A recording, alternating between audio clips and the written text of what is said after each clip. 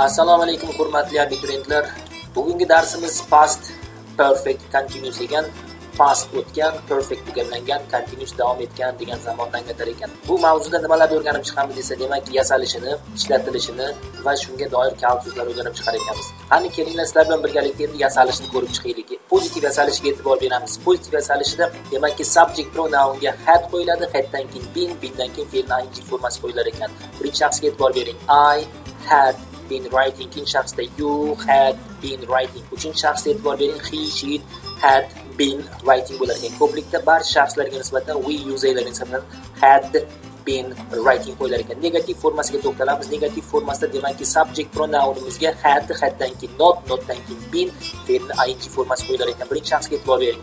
I had not been writing. Ikkinchi shaxsda you had not been writing. Uchinchi shaxsda he, she had not been writing. Ko'plikda esa barcha shaxslarga nisbatan we userlarga nisbatan had not been writing qo'yilar ekan. So'roq formasini yasalishga to'xtalamiz. So'roq formasi juda ham oson.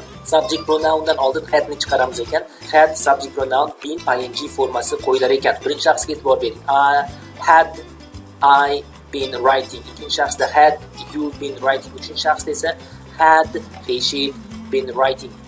Ko'plikka e'tibor beramiz. Barcha shaxslarga nisbatan had we using been writing qo'yilar ekan.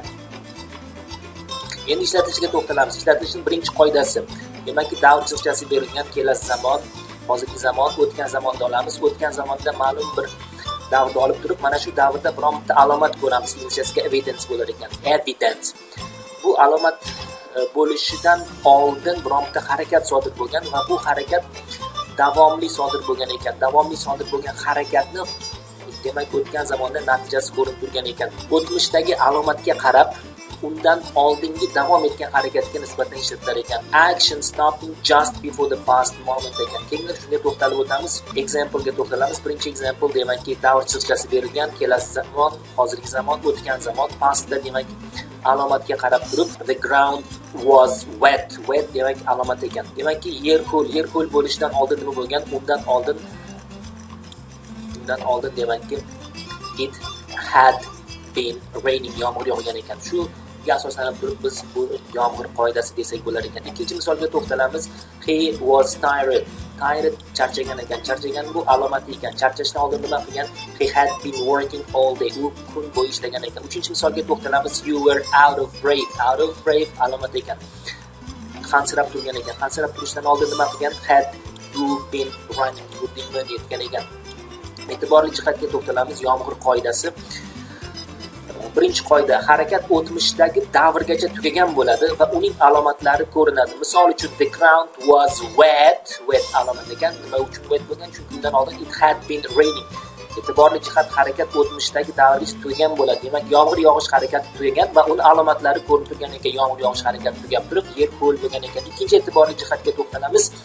Odatda past perfect continuous, ya'ni yomg'ir qoidasiga ko'ra kalt so'zlar odatda ishlatilmas ekan. Misol uchun he was tired, charchagan ekan. He had been working, u kun bo'yi ishlagan ekan. Ishlatilishning ikkinchi qoidasiga to'xtalamiz.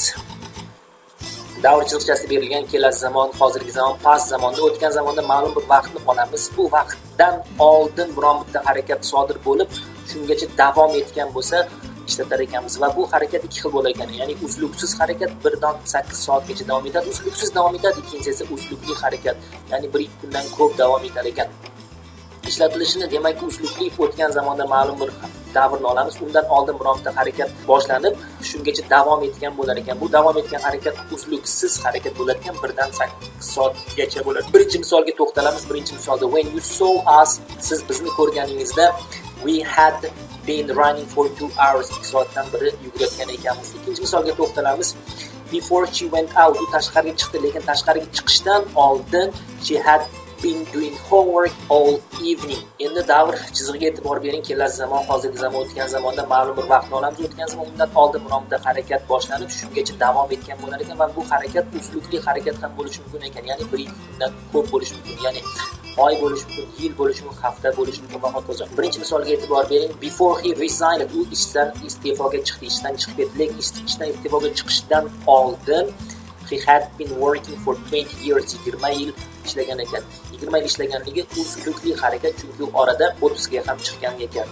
ikkinchi misolga to'xtalamiz. When we met last year, o'tgan yil uchrashganimizda, she had been living in Gulistan since 2017. Uchrashganimizda u Gulistonda 2017-yildan beri yashagan ekan. Orada 1-2 hafta u dam olishga boshqa joyga chiqgan bo'lishi mumkin. Harakat uzilukli sodir bo'lgan ekan. E'tiborli jihatga to'xtalamiz. Birinchi e'tiborli jihat, harakat o'tmishda davrgacha tugamagan, balki davom etib turgan bo'lar ekan. Misol uchun, I had been sitting there, men o'sha yerda o'tirgandim for 10 minutes. 10 daqiqa davomida o'tirganlik harakat hali tugamagan, balki o'sha paytda ham davom etgan ekan. Ikkinchi e'tiborli jihatga to'xtalamiz. Odatda past perfect continuous da uzluksiz holatida kalit so'zlar ishlatiladi. Ya'ni kalit so'zlardan for, since, all, how long. Masalan, I had been teaching since 1997. 97-yildan beri dars beraman. Harakat uzlukli sodir bo'lgan ekan. Kalit so'zlarga to'xtalamiz.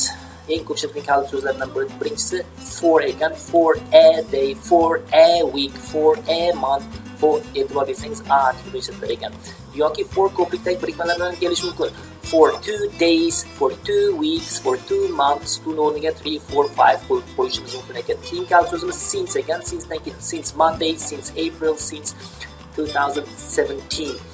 Since'dan keyin a artikli ham qo'yilmas ekan, hamda ko'prikdagi birikmalar qo'yilmas ekan. Since'dan keyin odatda birlikdagi birikmalar qo'yilar ekan. Keyingi kalit so'zimiz all morning, all evening, all day, all year, all life va hokazo. Oxirgi kalit so'zimiz how long so'roq gaplarida ishlatilar ekan. Shu bilan darsimiz tugadi. E'tiboringiz uchun rahmat. Kontaktlar berilgan, bemalol murojaat qilishlaringiz mumkin. Darsimiz tugadi. Salomat bo'linglar.